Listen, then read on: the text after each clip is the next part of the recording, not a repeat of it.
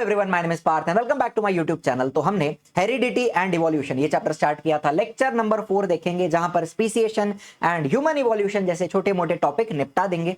Video अच्छा लगेगा तो लाइक करना, शेयर करना, सब्सक्राइब करना। टारगेट रखते हैं 1000 लाइक्स का। बाय द वे, हमारा लाइव बैच भी है जहां पे लाइव पढ़ाते हैं।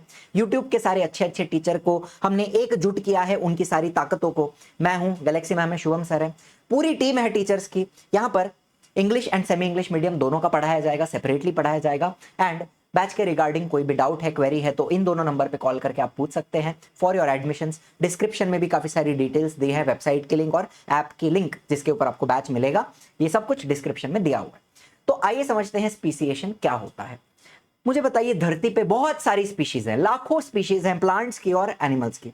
तो ये इतनी सारी वैरायटी, इतनी सारी डाइवर्सिटी कहां से आई? इतने सारे स्पीशीज कैसे बने होंगे? धीरे धीरे बने होंगे, इवोल्यूशन हुआ, उसके साथ साथ स्पीशीज बनी होंगी, बराबर है। तो स्पीसिएशन मतलब क्या? इट इज द प्रोसेस, जो प्रोसेस होता है of formation of new species of plants and animals. मतलब ये नए नए स्पीशीज कैसे बने होंगे, इसकी जो प्रोसेस होती है, इसी को कहा जाता है स्पीसिएशन। अब मेरा सवाल यह है कि स्पीशीज क्या होता है? Let us define species. It is a group of organisms. Organisms का एक ग्रुप है जो आपस में क्या कर सकता है? रिप्रोड्यूस कर सकता है विथ ईच अदर, बराबर है। मान लो हम डॉग्स की बात करें, बहुत सारे कुत्ते होते हैं, है ना, सारे सेम स्पीशीज के हैं, सारे डॉग्स हैं।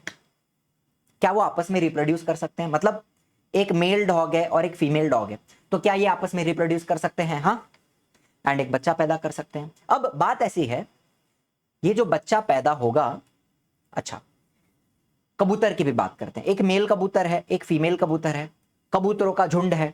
क्या ये आपस में रिप्रोड्यूस कर सकते हैं और एक कबूतर का बच्चा बन सकता है? हाँ। उसी तरह से इंसान है, बहुत सारे इंसान हैं, we are also group of organisms, बराबर। उसमें से एक मेल आया, एक फीमेल आई, आपस में इन्होंने रिप्रोड्यूस किया और बच्चा बनाया। अब कंडीशन ये है कि जितने भी बच्चे यहां पे बने, डॉग का बच्चा बना, कबूतर का बच्चा बना, इंसान का बच्चा बना, ये सारे बच्चे कैसे होने चाहिए? फर्टाइल होने चाहिए। फिर से पढ़ो definition. Species is the group of organism जो आपस में क्या करते हैं? रिप्रोड्यूस करते हैं to produce a fertile offspring. Offspring मतलब क्या? बच्चा। ऑफस्प्रिंग, ऑफस्प्रिंग मतलब बेसिकली बेबी। तो ये जो बेबी है ये कैसा होना चाहिए? ये होना चाहिए फर्टाइल। फर्टाइल का मतलब क्या है? Able to reproduce. मतलब अब ये डॉगी का बच्चा है, ये जब बड़ा होगा क्या वो भी आगे जाके बच्चे पैदा कर सकता है? हाँ, बिल्कुल कर सकता है, मैच्योर होने के बाद। क्या ये कबूतर का बच्चा बड़ा होकर बच्चा पैदा कर सकता है? कर सकता है। इंसान का बच्चा बड़ा होकर बच्चा पैदा कर सकता है? कर सकता है। तो कंडीशन क्या है? आपस में रिप्रोडक्शन करने के बाद जो ऑफस्प्रिंग होगा वो भी फर्टाइल होना चाहिए। Even the offspring should be able to reproduce, ये कंडीशन है, ठीक है। अब मुझे बताइए, यहां पर तो ये सारी स्पीशीज है, डॉग एक स्पीशीज है, पिजियन स्पीशीज है, ह्यूमन स्पीशीज है। लेकिन अगर मैंने एक डोंकी ले लिया, डोंकी एक स्पीशीज है, लेकिन उसको मैंने एक हॉर्स के साथ रिप्रोड्यूस करवा दिया, ऐसा भी कर सकते हैं। घोड़े के साथ रिप्रोड्यूस करवा दिया, अलग स्पीशीज है दोनों, बराबर है। इनका बच्चा हो भी गया, मान लो बच्चा हो गया, इसको क्या कहा जाता है? खच्चर कहा जाता है, या फिर म्यूल कह सकते हो, हिंदी में खच्चर कहते हैं। अब ये म्यूल एक स्पीशीज नहीं है। क्यों? बिकॉज ये म्यूल आगे जाके रिप्रोड्यूस नहीं कर सकता, म्यूल बच्चे पैदा नहीं कर सकता। म्यूल कैसा होता है? म्यूल होता है स्टेराइल, या उसको आप इनफर्टाइल भी कह सकते हो। इनफर्टाइल, आगे जाके बच्चे पैदा नहीं कर सकता। वैसे ही लायन और टाइगर अलग स्पीशीज है, लेकिन आपस में रिप्रोड्यूस अगर कर लिया, अंधेरा था, बहुत समझ में नहीं आया, हो गया कुछ, तो उनका जो बच्चा है जिसको लाइगर कहा जाता है, लायन और टाइगर का बनता है लाइगर, ये भी आगे जाके रिप्रोड्यूस नहीं कर सकता। कैसा होता है? स्टेराइल होता है, ठीक है। बात समझ में आ रही है आपको?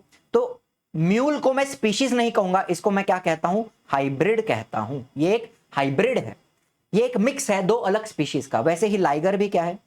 लाइगर भी एक हाइब्रिड है, दो अलग स्पीशीज का मिक्सचर है। चलो, कहानी समझ में आई, डेफिनेशन समझ में आ गई, बहुत बढ़िया। अब देखो, बहुत सारी अलग अलग स्पीशीज हम देखते हैं, वो अलग अलग जगहों पे रहती हैं। उनका जो हैबिटेट है, उनकी जो जोग्राफिकल कंडीशंस है वो अलग अलग होती हैं। जैसे कि एक पोलार बेर है, मुझे बताओ पोलार बेर ये आपको कहां मिलता है? ये आपको पोलार रीजन में मिलेगा जहां पे बहुत ज्यादा बर्फ पड़ती है। मुझे बताओ पोलार बेर ये खुद बहुत ज्यादा व्हाइट होता है। पोलार बेर इसका जो फर होता है वो पूरा व्हाइट कलर का होता है ताकि ये स्नो में, बर्फ में छुप पाए। हमारा जो पोलार बेर है वो बहुत ही ज्यादा खुखार होता है, शिकारी है, ये शिकार करके खाना खाता है, छोटे छोटे एनिमल्स को पकड़ के उनका शिकार करके खाता है। तो इसको कहीं पे छुपना पड़ेगा, बर्फ वगैरह में छुप जाएगा, फिर कोई एनिमल देखा तो झपट लेगा। कम ऑन यस और नो। प्लस इसका जो फर होता है वो बहुत ही ज्यादा थिक होता है, इसका जो बाल है थिक फर, इससे क्या होगा? ठंडी से वो बच पाएगा बिकॉज वो बर्फ में रहता है। तो इस पोलार बेर के पास अपने बॉडी में कुछ ऐसे कैरेक्टर्स हैं, कुछ ऐसे मॉडिफिकेशंस हैं जिससे वो उस एरिया में सरवाइव कर पाता है। यहीं पे अगर मैं एक कैमल को ले आऊं या मैं खुद जाके टी शर्ट निकाल के, शर्ट निकाल के ऐसा करके खड़ा रह जाऊं, क्या मैं सरवाइव कर पाऊंगा? नहीं कर पाऊंगा। यही पोलार बेर आके मुझे झपट लेगा। यस और नो। हर एक ऑर्गेनिज्म के पास कुछ कैरेक्टर्स होते हैं जो उन्हें हेल्प करते हैं उस एरिया में सरवाइव करने के लिए। मान लो एक कैमल की बात करूं, अब ये डेजर्ट में रहता है, पानी कम है, तो ये भाई साहब अपना खुद का वाटर बैग लेके घूमते हैं। मतलब ये अपने अंदर वाटर को स्टोर करने की क्षमता रखते हैं। प्लस इनका कलर भी देखो कैसा ब्राउन है, ताकि ये डेजर्ट में छुप सके दूसरे शिकारी से। Are you understanding? At the same time इनकी जो नॉस्ट्रिल होती है, नॉस्ट्रिल्स, उनके अंदर भी मॉडिफिकेशन होता है ताकि रेती, धूल, मिट्टी नाक के अंदर ना जाए। बिकॉज आपको पता है डेजर्ट में सैंड स्टॉर्म आता है, सुना है आपने कभी? सैंड स्टॉर्म, रेती का तूफान आता है, तो वो सब नाक में जा सकता है, आंख में जा सकता है। इनकी जो आई लैशेज होती हैं, आई लैशेज, उनमें भी मॉडिफिकेशंस होते हैं ताकि वो आंखों को कवर कर पाए, धूल, मिट्टी, रेती आंखों में ना जाए।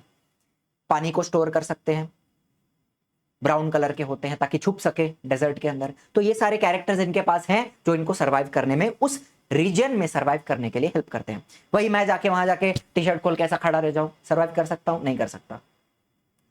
ठीक है, चलो फिर एक टाइगर की बात करें। अब ये टाइगर हमें ज्यादा कहां मिलते हैं? ग्रास लैंड्स में, जहां पे बहुत सारे बड़े बड़े लंबे लंबे ग्रासेस होते हैं। कहां मिलेगा आपको ये?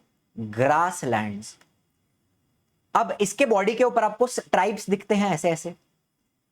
टाइगर का कलर भी थोड़ा सा ऑरेंजिश कलर का होता है, घास का कलर भी आपको थोड़ा थोड़ा ग्रीन ऑरेंज कलर का दिख रहा है। टाइगर के ऊपर स्ट्राइप्स होती हैं ताकि वो इस घास में छुप पाए। शिकारी है तो इसको छुपना पड़ेगा, कोई एनिमल आएगा उसके ऊपर झपटेगा, उसको पकड़ लेगा। Are you understanding? तो ये सारे एनिमल्स के पास कुछ ना कुछ क्या है? मॉडिफिकेशंस हैं उस एनवायरमेंट में सरवाइव करने के लिए। एक मछली ले लो, इसका शेप देखो कैसा है, ऐसा करके जा रहा है, ऐसा करके जा रहा है। इस शेप को हम कहते हैं स्पिंडल शेप। कैसा शेप? Spindle shape. इससे क्या होगा? वाटर रेजिस्टेंस कम होगा, आसानी से वो स्विमिंग कर पाएगी, तैर पाएगी।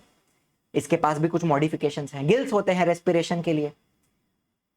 चलो कहानी समझ में आई? अब मुझे बताओ, हर एक species, each species grows in specific geographical conditions. हर एक स्पीशीज अपने स्पेसिफिक एरिया में, अपने स्पेसिफिक जोग्राफिकल एरिया में ग्रो करती है, सरवाइव करती है। उनका खाना, उनका रहना, हैबिटेट मतलब वो जहां रहते हैं, एंड रिप्रोडक्टिव एबिलिटी मतलब वो कितने बच्चे पैदा कर सकते हैं। टाइगर यूजुअली 2-3 बच्चे पैदा करते हैं, वही अगर मैं एक मछली की बात करूं तो वो हजारों अंडे दे सकती है। तो इन सबकी रिप्रोडक्टिव एबिलिटी, बच्चा पैदा करने की क्षमता अलग होती है। ठीक है, चलो अभी एक कंपैरिजन करते हैं। मैंने एक डेजर्ट ले लिया फॉर एग्जांपल, और यहां पे मैंने एक टाइगर, एक पोलार बेर, कैमल, कैक्टस और एक पेड़, ये सब लोग एक साथ आ गए। तो इस सिचुएशन में कौन सरवाइव करेगा? यहां पे कैमल और ये कैक्टस, यही 2 लोग सरवाइव कर पाएंगे, बाकी लोग मर जाएंगे। वही अगर मैं एक पोलार रीजन ले लूं तो वहां पे ये बेर सरवाइव करेगा पोलार रीजन में। घास ले लूं तो वहां पे ये टाइगर ज्यादा टाइम तक सरवाइव कर पाएगा। सबका अपना अपना एरिया होता है, वहां वो लोग रह पाते हैं। ठीक है, इसलिए आप डेजर्ट में जाओगे तो आपको कैमल जैसे ऑर्गेनिज्म मिलेंगे, कैक्टस जैसे प्लांट मिलेंगे, यही लोग वहां पे सरवाइव कर सकते हैं। सिंपल बात है। चलो अब मुझे बताओ, तो ये सारी नई नई स्पीशीज बनती कैसे हैं, आपको बताता हूं। चलो मान लो ये एक एप लाइक ऑर्गेनिज्म है, ये एक एप लाइक एप ही बोल दो, चलो ये एक एप है, ठीक है। अब इसी के अंदर धीरे धीरे बदलाव आया होगा, ये बहुत सालों पहले का है, ठीक है, लाखों हजारों लाखों सालों पहले की बात है। ये एक ऑर्गेनिज्म था, एप था एक, इसमें धीरे धीरे बदलाव आया आया आया एंड ह्यूमन लाइक ऑर्गेनिजम्स बने होंगे, human like, and eight the same time chimpanzee भी बना। चिंपांजी, आपको पता है हमारे और चिंपांजी में, ह्यूमंस और चिंपांजी में 98% डीएनए मैच होता है। चिंपांजी हमारे क्लोजेस्ट रिलेटिव हैं, हमारे रिश्तेदार हैं, ठीक है। और हमारा इंसानों का और चिंपांजी का एक कॉमन एंसेस्टर रहा होगा। कॉमन एंसेस्टर मतलब हमारा पूर्वज कॉमन था, हमारा और चिंपांजी का। फिर उसमें बदलाव आया होगा, ये जो एंसेस्टर है उसमें चेंज आया होगा धीरे धीरे, एंड इंसान बना होगा एक तरफ चिंपांजी बना होगा। कम ऑन, यस और नो, ऐसी कुछ कहानी है। तो मुझे बताओ चेंज कब आता है, आपके कैरेक्टर में चेंज कब आएगा?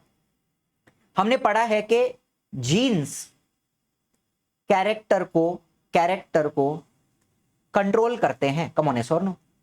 जब तक आपके जीन में चेंज नहीं आएगा, कैरेक्टर में चेंज नहीं आएगा, तो क्या नेसेसरी है यहां पे?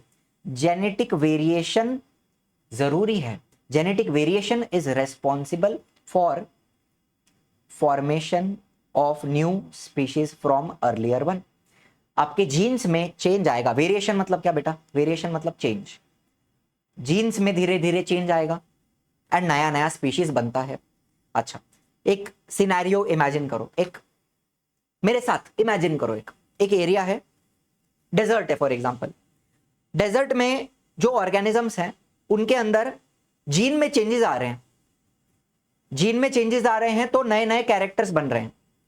वहां पे कुछ एक एनिमल बना जिसका थिक फर था, व्हाइट कलर का फर था फॉर एग्जांपल, और एक एनिमल बना जिसका फर बहुत पतला पतला था, हल्का बाल था उसको और ब्राउन कलर का था। तो उस डेजर्ट में अभी कौन सर्वाइव कर पा रहा है? जिसका ब्राउन कलर का फर है, जिसके बाल कम है बिकॉज गर्मी बहुत है ना, और जिसका थिक फर है, जिसका व्हाइट कलर का थोड़ा फर है, वो वहां पे धीरे धीरे मर जाएगा। तो जेनेटिक वेरिएशन के वजह से अलग अलग टाइप के ऑर्गेनिजम्स तो बनते हैं एक ही एरिया में, एक ही एरिया में अलग अलग प्रकार के ऑर्गेनिजम्स बनते होंगे, लेकिन वही सरवाइव करेंगे जिनके पास अच्छे मॉडिफिकेशंस हैं, और बाकी के ऑर्गेनिजम्स जो वहां पर फिट नहीं हो रहे हैं वो वहां पे खत्म हो जाएंगे। Are you understanding? इसलिए डेजर्ट में हमें कैमल ही मिलेगा, पोलर रीजन में पोलर बेयर ही मिलेगा। आई होप मेरा जो थॉट प्रोसेस है वो आपको कन्वे कर पाया हूं। फिर से समझाऊं, एक एरिया है जहां पे वेरिएशंस आ रहे हैं, जेनेटिक वेरिएशंस आ रहे हैं, अलग अलग प्रकार के ऑर्गेनिजम्स भी बन रहे हैं, लेकिन सरवाइव वही करेंगे जो वहां पे सूटेबल हैं, जो सूटेबल नहीं है वो खत्म हो जाएंगे। नेचुरल सिलेक्शन, यही तो है नेचुरल सिलेक्शन, ठीक है। और ये जेनेटिक वेरिएशन क्यों आता है मुझे बताओ? एक सिंपल रीजन है, आपके जीन्स में चेंज क्यों आता है? आपके जीन्स में क्यों चेंज आता है? म्यूटेशन के वजह से। जब भी आपका डीएनए कॉपी होता है, या फिर जब स्पर्म प्रोड्यूस होता है, जब एग प्रोड्यूस होता है, तब जीन्स में कुछ ना कुछ चेंज आता है। तो हर बार हमारा जो नेक्स्ट जनरेशन होगा, हमारे जो बच्चे होंगे, उनके अंदर कुछ ना कुछ म्यूटेशन होकर हमारे जीन्स जाते हैं, बच्चे में भी कुछ ना कुछ वेरिएशन दिखते हैं, ठीक है। म्यूटेशन मतलब क्या? चेंज। म्यूटेशन चेंज होता है ना, आपके जीन में कुछ ना कुछ चेंज आता है हर बार। जब आपके सेल्स भी डिवाइड होते हैं तब भी कुछ ना कुछ डीएनए में चेंज आता है। चलो, I hope everything is clear.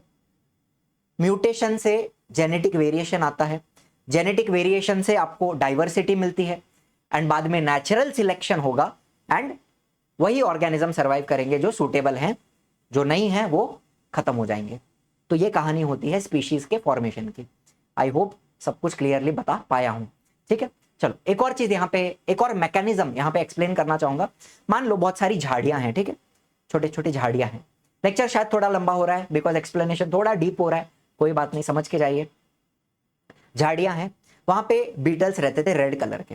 फिर अचानक क्या हुआ, कुछ बाढ़ आई, आंधी तूफान आया और बीच में से एक नदी बन गई, ठीक है, फ्लडिंग हुआ, एक नदी बन गई। तो आधे इस तरफ चले गए, आधे उस तरफ चले गए, सेपरेट हो गया, पॉपुलेशन क्या हो गया? डिवाइड हो गया। लेफ्ट वाले अलग, राइट वाले अलग। फिर हजारों सालों बाद, लाखों सालों बाद इनके अंदर भी चेंज आया।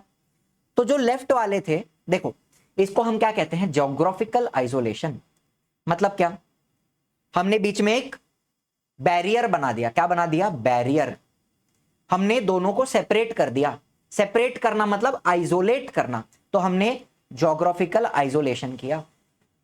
बैरियर के वजह से डिवाइड हो गया पॉपुलेशन, आइसोलेट हो गया। आइसोलेट मतलब क्या, सेपरेट, सेपरेट।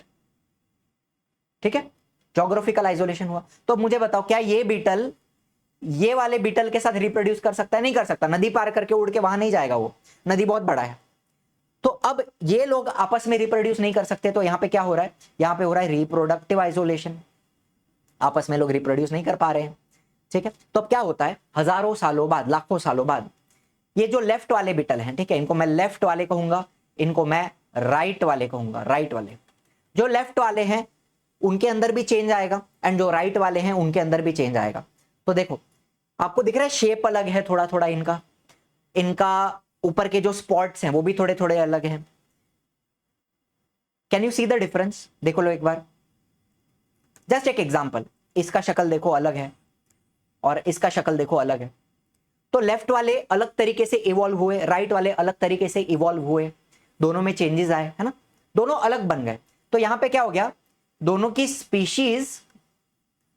स्पीशीज अलग हो गई, मतलब डिफरेंट हो गई हजारों सालों बाद। ठीक है, टाइम लगा, लेकिन धीरे धीरे लेफ्ट वाले अलग बने, राइट वाले अलग बने। अब जब ये लोग रिप्रोड्यूस करने आएंगे, मान लो नदी सूख गई, फिर से वहां पे झाड़ियां आ गई, फॉरेस्ट आ गया, तो अब अगर एक लेफ्ट वाला बीटल आगे आया और एक राइट वाला बीटल आगे आया, एंड इन्होंने रिप्रोड्यूस करने की कोशिश की, स्पीशीज अलग हो गई है, डिफरेंट हो गई है, तो अब ये लोग रिप्रोड्यूस नहीं कर सकते। तो ये होता है ज्योग्राफिकल आइसोलेशन की वजह से। आंधी तूफान आया, अर्थक्वेक आया, इसके वजह से पॉपुलेशन सेपरेट हो जाती है। फिर वो दोनों पॉपुलेशंस अलग अलग तरीके से ग्रो करती है, इवॉल्व करती है, एंड अलग स्पीशीज बन जाती है आफ्टर थाउजेंड्स ऑफ ईयर्स। तो यही सारी कहानी थी स्पीसीएशन की। चलिए आगे चलते हैं। बाय द वे, हमने बहुत सारे बच्चों को यूट्यूब पे तो गाइड करते हैं, साथ ही साथ लाइव बैच में भी हमने हजारों बच्चों को गाइड किया हुआ है, हंड्रेड्स ऑफ स्टूडेंट्स, हजारों नहीं कहूंगा, but we have guided hundreds of students, जिसमें से गुंजन है, इस साल का रिजल्ट है ये 2025 का, she has scored 100%, Venkatesh has scored 100%, Dhanashree 99%, और भी बहुत सारे बच्चे हैं, रिद्धि है, दिव्या है, भाविक है, और भी बहुत सारे बच्चे हैं। ऑलमोस्ट 127 स्टूडेंट से भी ज्यादा लोग हैं जो 90+ स्कोर किया है, जिन्होंने 90% से ज्यादा लाए हैं।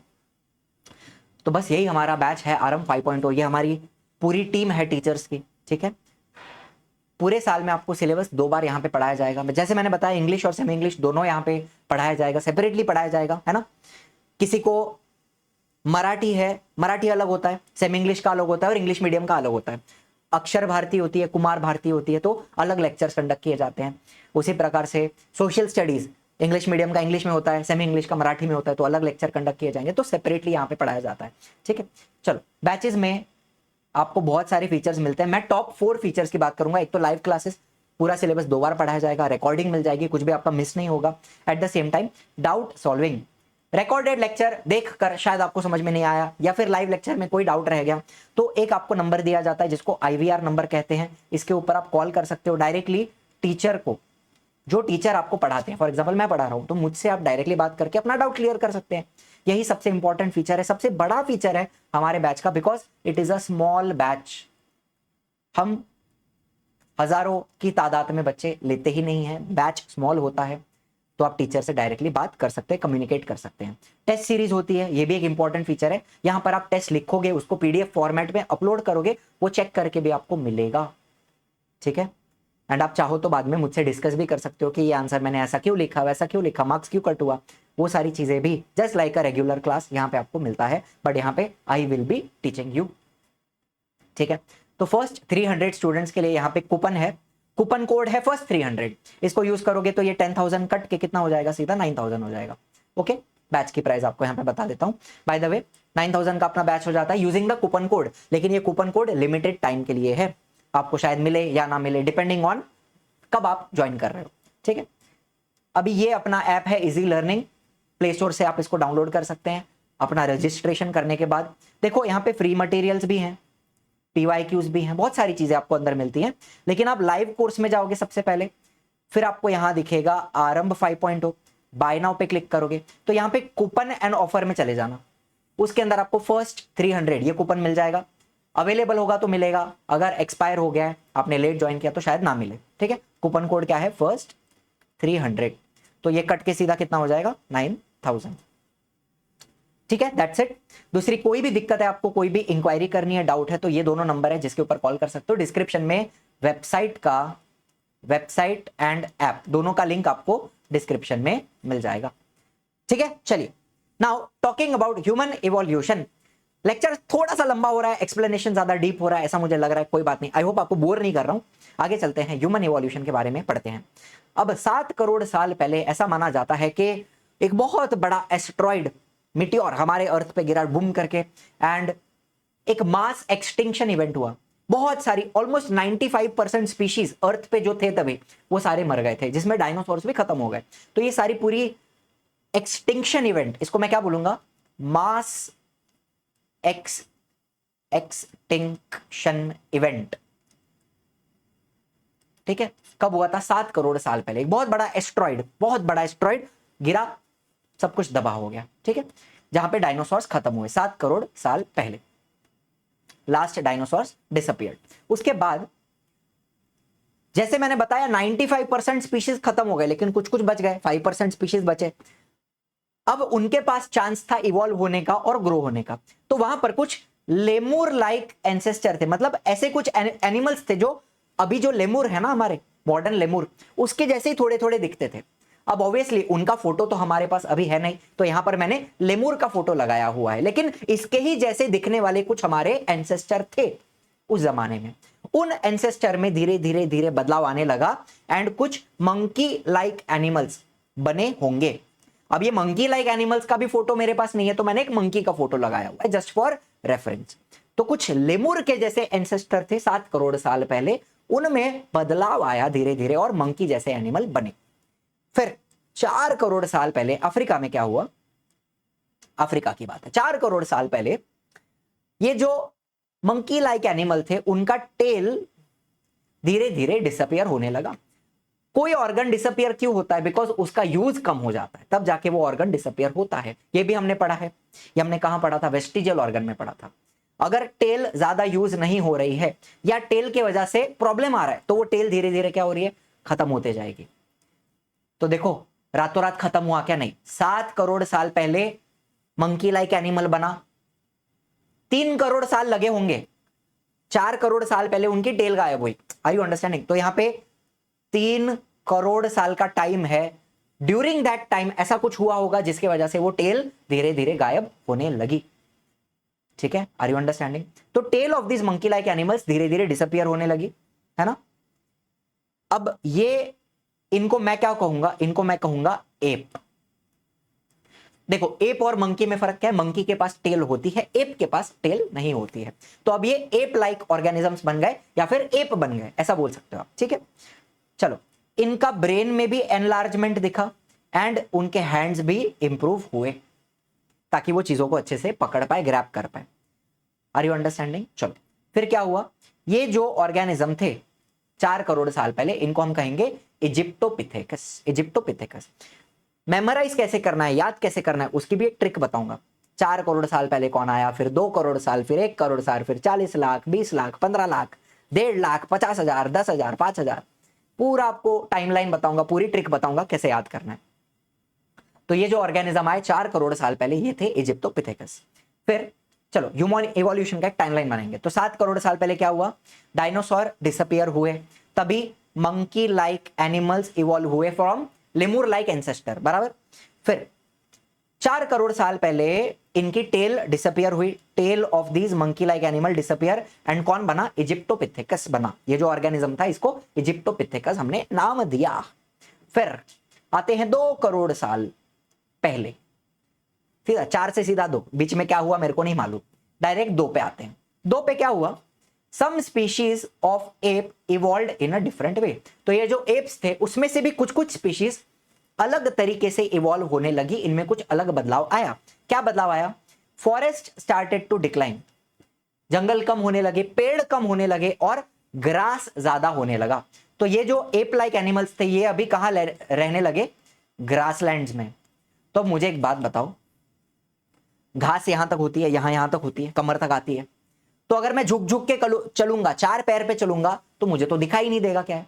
तो मुझे जबरदस्ती सीधे खड़ा रहना पड़ेगा, मुझे अपनी पीठ को सीधा करना पड़ेगा। फॉरेस्ट कम हो गए, पेड़ कम हो गए, they started to live on land. अब क्या हुआ? There lumbar bones developed. Lumbar मतलब क्या? तुम्हारा कमर का एकदम, कमर के बोन्स होते हैं ना, तुम्हारी वर्टिब्रल कॉलम जहां खत्म होती है वहां की जो हड्डियां होती है उनको लुम्बार बोन्स कहते हैं। इधर एकदम, इधर इधर नीचे lumbar bones, lumbar bone develop हुए एंड ये इनकी जो पीठ थी वो सीधी होने लगी। And they started to stand in erect posture. Erect मतलब क्या? सीधे खड़े रहने लगे। एंड उनके hands became available for use. अगर मैं 4 पैर पे चल रहा हूं तो मेरे हाथ चलने के लिए यूज किए जा रहे हैं, लेकिन अगर मैं सीधा खड़ा रहूं तो मेरे हाथ फ्री हो जाएंगे ताकि मैं चीजों को उठा सकता हूं, खा सकता हूं, पकड़ सकता हूं। Hands became available for use. ठीक है, ये 2 करोड़ साल पहले हुआ।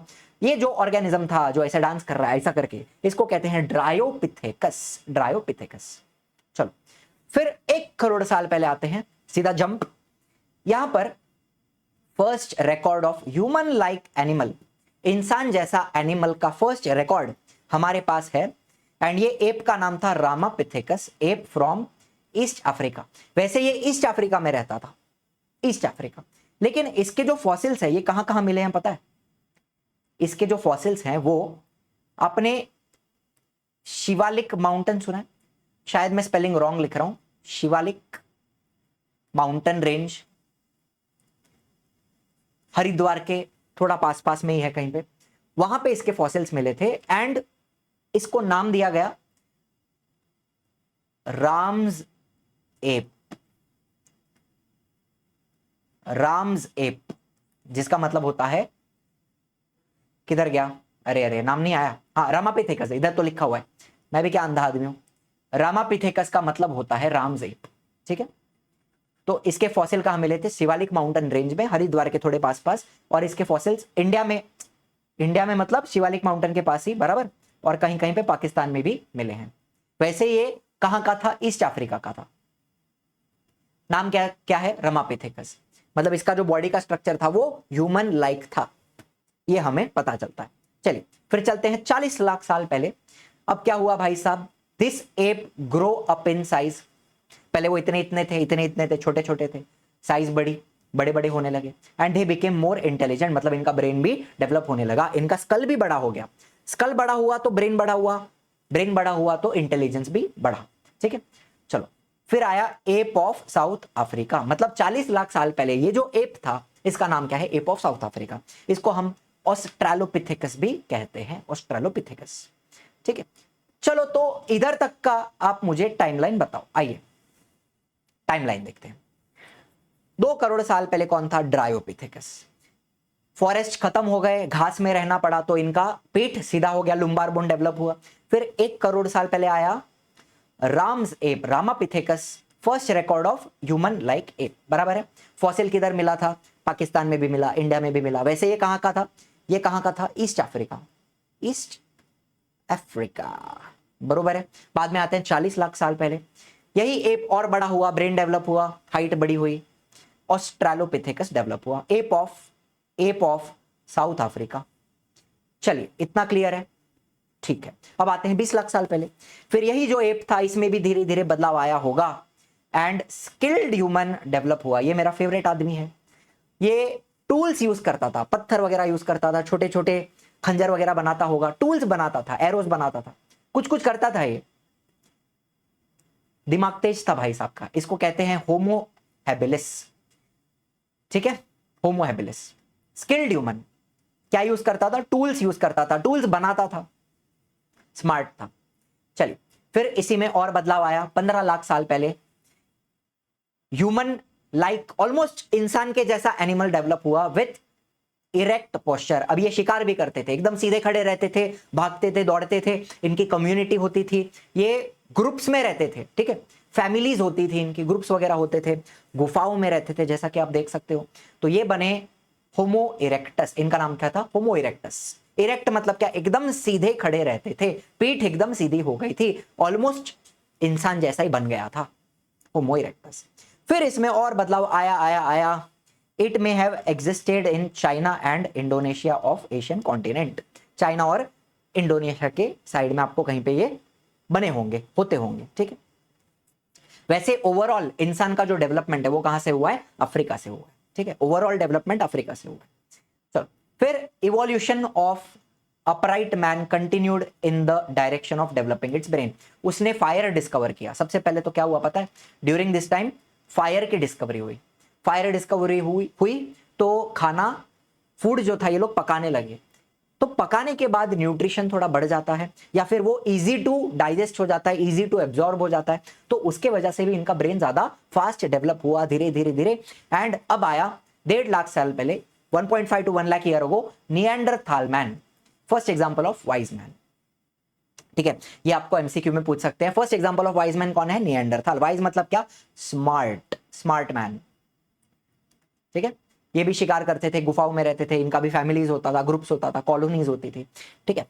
बढ़िया, निएंडरथाल इस तरह से, राइट। एंड बाद में चलो यहां तक की टाइमलाइन, यहां तक का मैं पूरा आपको एक बार रिवाइज करा दूंगा, बहुत सिंपल है। क्या याद रखने का, EDRAS,